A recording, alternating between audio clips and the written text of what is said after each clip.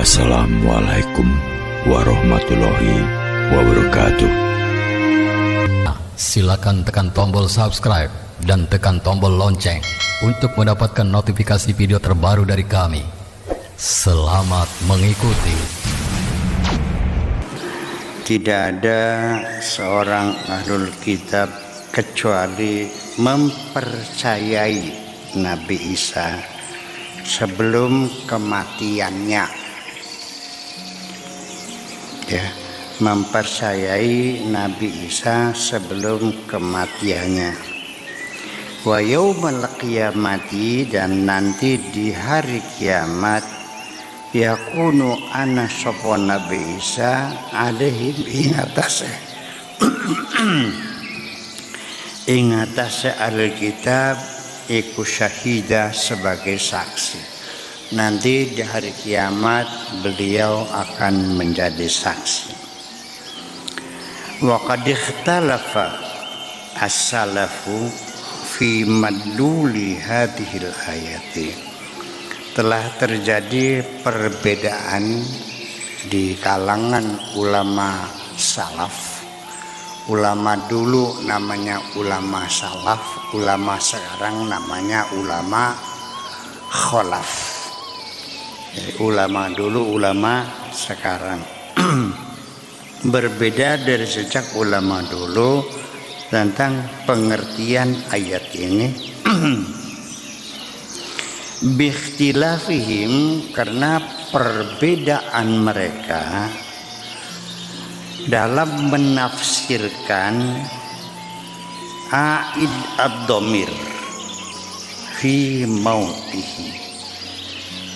Rujukan dhamir, aidnya dhamir pada firman Tuhan qabla mauti. Tidak ada ahlul kitab kecuali percaya kepada Nabi Isa sebelum kematiannya.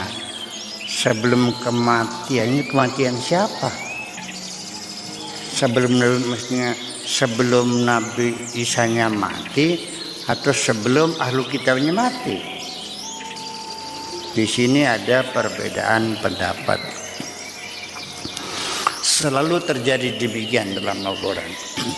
Ya, perbedaan tinjauan sintaksis ataupun morfologi dalam kajian linguistik selalu menjadi berbeda, sehingga maknanya berbeda, tafsirannya berbeda. Nyimpang sebentar. Karena gara-gara la yamassuhu, tidak menyentuh hu, dhamir hu itu kemana kembalinya? Kalau kembalinya kepada Al-Quran alladzi huwa fi lauhil mahfuz, ya berarti kita pegang mushaf nggak perlu wudhu. Kalau hu-nya kembali kepada mushaf, nggak harus banyak wudhu. Itu menjadi perbedaan dhamir, menjadi perbedaan hukum. Itu konsekuensinya ke sana. Ini juga sama. Fi mautihi faqala jama'atun, ada segolongan ulama mengatakan, wa ma min ahlil kitabi, tidak ada seorang pun ahlul kitab, min ahadin, siapapun, illa yu'minu bi Isa alaihi salam, kecuali dia percaya kepada Nabi Isa alaihi salam. Qabla mautihi Isa, sebelum matinya Nabi Isa. Artinya sebelum menjelang Nabi Isa meninggal, mereka itu percaya. Jadi sebelum matinya Nabi Isa. Tapi ada sebagian sebelum matinya orang Nasrani, orang Nasrani, orang Yahudi, sebelum mati mereka percaya. Jadi mautih itu mati siapa? Mati orang Yahudinya apa mati Nabi Isa-nya? Sebelum kematiannya, nyanya kemana larinya? Nah, situ juga perbedaan pandangan. Isa wa dzalika 'alal qauli binuzulihi, yaitu berdasarkan pendapat tentang turunnya Nabi Isa qabla sa'ah, sebelum saatnya itu. Wa qala jama'atun, dan sekelompok lagi mengatakan wa ma min ahlil kitabi min ahadin, tidak ada seorang pun dari ahlul kitab illa yu'minu bi Isa qabla mautihi, percaya kepada Isa sebelum matinya Nabi Isa. Jadi mereka telah meyakini Nabi Isa sebagai Nabi sebelum Nabi Isa meninggal. Yang pertama, sebelum matinya, sebelumnya orang itu mati, mereka percaya Nabi Isa, terus percaya itu mati. Paham nggak? Kembali pada kematiannya, domirnya itu kemana larinya? Pada Nabi Isa apa kepada orang? Nah itu bedanya. Oke. Ai mautul kitab, matinya ahlul kitab tadi, wadzalika alal qauli, berdasarkan pendapat di annal mayyita wa fi sakaratil mauti, bahwa orang yang mati itu dalam keadaan sakaratil maut, yatabayyanu lahul haq, baru dia mengerti kebenaran, ya, haitsu la yanfa'uhu an ya'lam, tetapi tidak ada manfaatnya. Kalau yang mati itu adalah ahlul kitabnya, berarti sebelum dia mati dia percaya lagi sakaratul maut, kayak Fir'aun sudah tenggelam, ya, sudah tinggal matinya saja. Qala amanna bi rabbi Musa wa Harun, aku percaya, itu udah nggak ada gunanya. Jadi ini lagi menjelaskan bahwa pertobatan, pengakuan pada detik-detik terakhir itu sudah tidak ada manfaatnya. Seseorang berhenti bertobat melacur, baru ada artinya ketika dia dalam keadaan segar bugar, sehat walafiat, masih laris, masih ayu, ya kan, sadar, bertobat, pulang ke Indramayu, ikut majelis salim lagi, pakai jilbab lagi, baik-baik lagi, itu yang bernilai. Tapi kalau sudah kena penyakit AIDS, diponis dokter 3 minggu lagi mati, lalu dia bertobat, yang ada artinya. Paham gak ini? Ini di dalam hadis Arba'in Nawawi oleh Syekh Imam Nawawi, itu salah satunya ada karangannya Arba'in Nawawi, itu 40 hadis Nawawi, termasuk umirtu an uqatilan nas, termasuk hadis-hadis yang lain seperti innamal a'malu binniyat, itu ada 40 hadis yang masyhur sekali. Nah, salah satunya adalah hadis tentang pertobatan yang terlambat. Bunyinya seperti ini hadis itu. Walladzi nafsi biyadihi la ta'murunna bil ma'rufi wa la tanhauna 'anil munkari aw la yushikanallahu an yab'atsa 'alaikum iqaban thumma tad'unahu fala yustajabu lahu. Saya terjemahkan dulu. Walladzi nafsi, dan demi yang diriku, biyadihi ada dalam genggamannya, demi yang diriku dalam genggamannya, artinya demi Allah. La ta'murunna bil ma'ruf, hendaklah kamu melakukan amar ma'ruf, menyuruh orang berbuat baik. Wala tanhauna 'anil munkari, dan mencegah orang berbuat jahat. Itu tugas sosial dalam berinteraksi bersama-sama dalam suatu komunitas atau masyarakat. Perlu ada dasar amar ma'ruf nahi mungkar. Kita saling menggalakkan, ya, saling mendorong masing-masing untuk saling berbuat kebaikan-kebaikan, dan kita bersama-sama mencegah jangan sampai kriminalitas merajalela demi keamanan dan stabilitas. Itu pesan Kanjeng Nabi.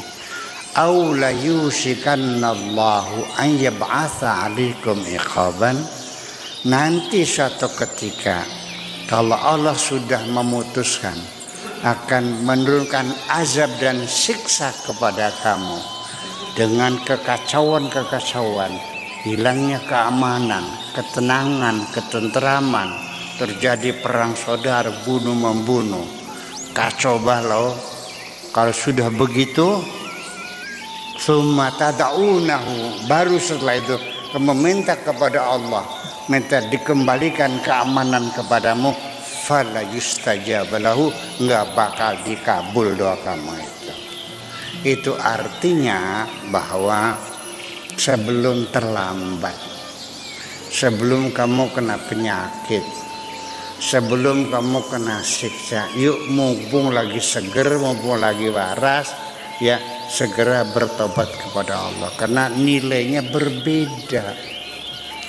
Saya tetap terlepas di hadis ini, saya tetap menghargai orang bertobat apapun sebabnya. Apakah dia kembali ke kampung karena gara-gara sudah tua, sudah 65 tahun, sudah pelanggannya udah nggak ada, paling anak-anak SD, bayarannya juga Rp2.000, kata Bu Wali Kota Surabaya, ya, Rismato. Iya, atau karena dia sudah kena penyakit,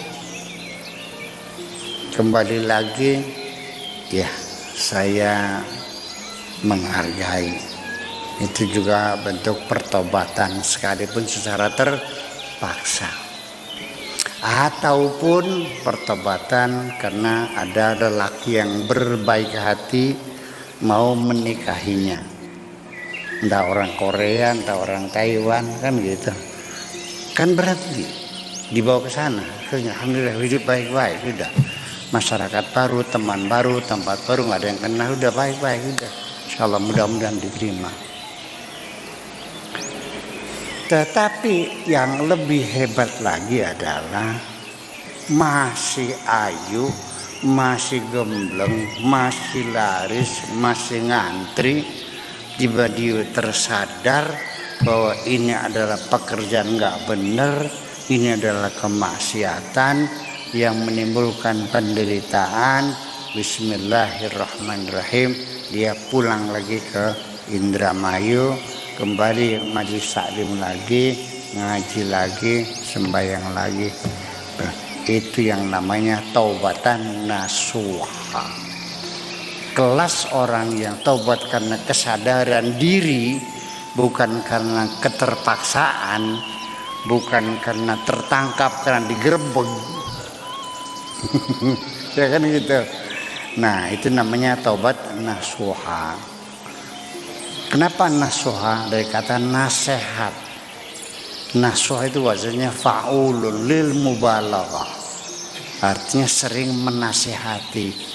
Proses dari menasihati diri sendiri, perenungan-perenungan, memunculkan kesadaran kembali kepada jalan kebenaran.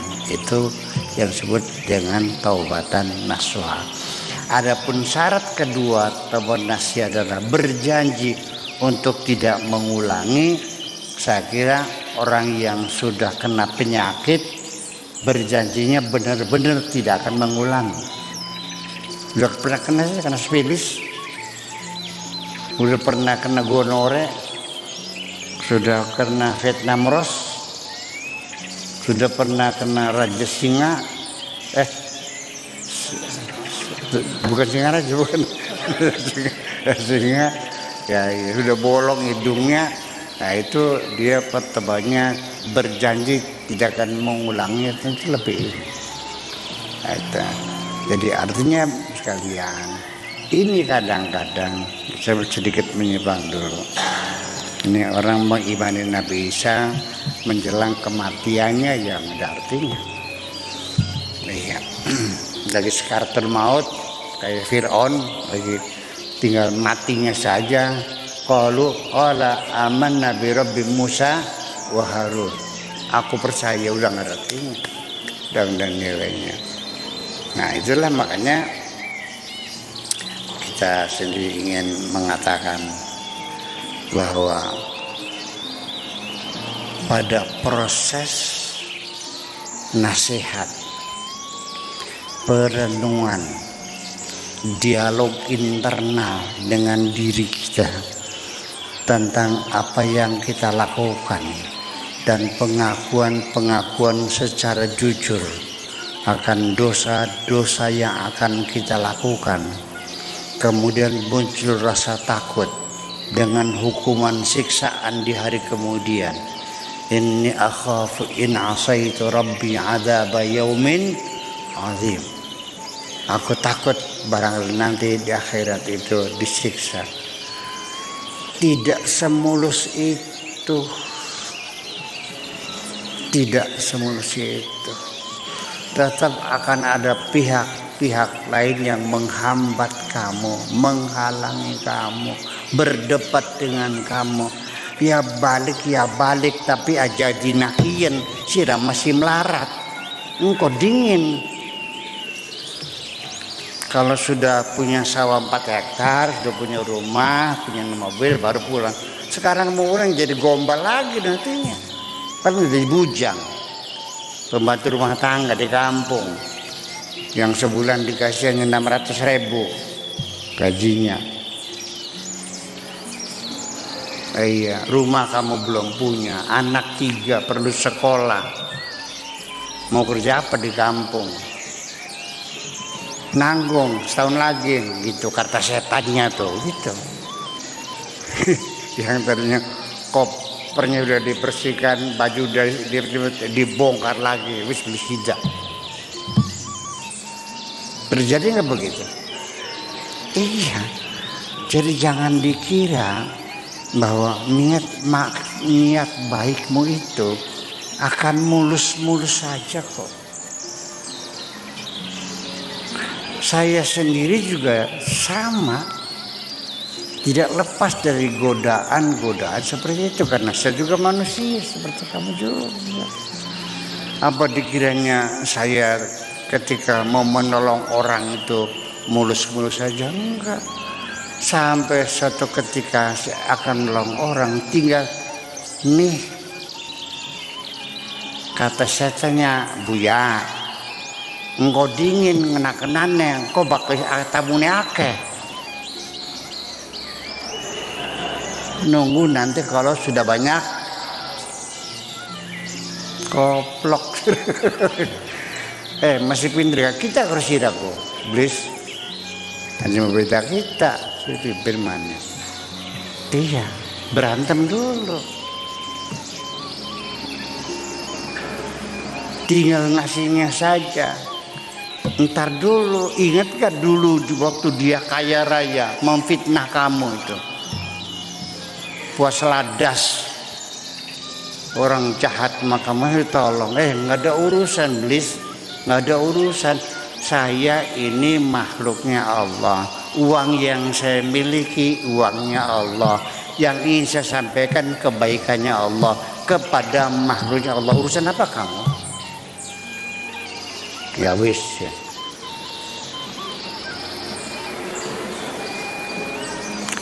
Bener. Udah kasih ya wis nganyang aja 2 juta 1 juta bae gak. Wong nyumbang mah boleh apa? Masa 2 juta kan 4 kintal. Bayangkan setiap hari saya begitu. Terjadi pergulatan semacam itu. Jadi tidak semudah itu. Ya, ini perlu kita. Ini kan tidak tertulis di kitabnya, nggak ada. Tapi sehari-hari kita mengalaminya. Iya, jadi artinya begini, yuk kita sekarang meningkatkan kecerdasan kita.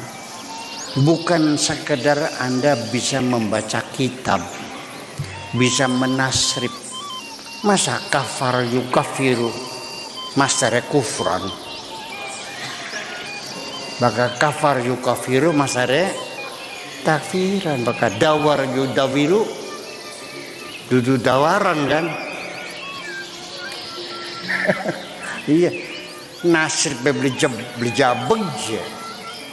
Apa baca kitab? Sekalipun kau pintar baca kitab, saya belum tega menyebut Anda kiai, belum tega menyebut Anda intelektual. Baru saya bisa menyebut Anda intelektual ketika Anda sudah bisa membaca kehidupan. Itu. Iya. Ya, baca kita mah aksesoris sekedar keperluan sederhana lah. Yang penting baca kehidupan. Terlalu banyak kehidupan yang belum ditulis oleh orang. Dan kamu masih banyak peluang menulis kehidupan ini yang belum pernah ditulis oleh orang lain. Kalau ditulisnya pakai Al-Quran, nanti jangan disebut Quran, pakai bahasa Arab, jangan-jangan dikiranya Quran nantinya. Ya, kalau kita pakai bahasa Jawa sih, ya kan, waqala iblisu ayyuha syekh Abdul Syakur Yasin la tusaddiq bi milyunaini rupiah yakfika bi milyunin faqat. Hakata qala iblis. Wah, ini Quran nih perasaan. Karena itu kan dialog dalam diri saya sendiri. Nah, disitulah makanya kenapa kesadaran kita muncul pada detik-detik terakhir yang sudah tidak ada artinya. Ya, sudah kena penyakit, sudah jatuh miskin, rumah sudah disita, istri sudah minta cerai, anak sudah pada kabur, mobil sudah disita semuanya, kamu terpelanting di jalanan, baru Anda bertobat ingin dermawan, ngomong kosong. Dermawan sekarang, mau kaya ya. Itu maksudnya. Oke, gitu aja. Assalamualaikum warahmatullahi wabarakatuh. Tidak ada seorang ahlul kitab kecuali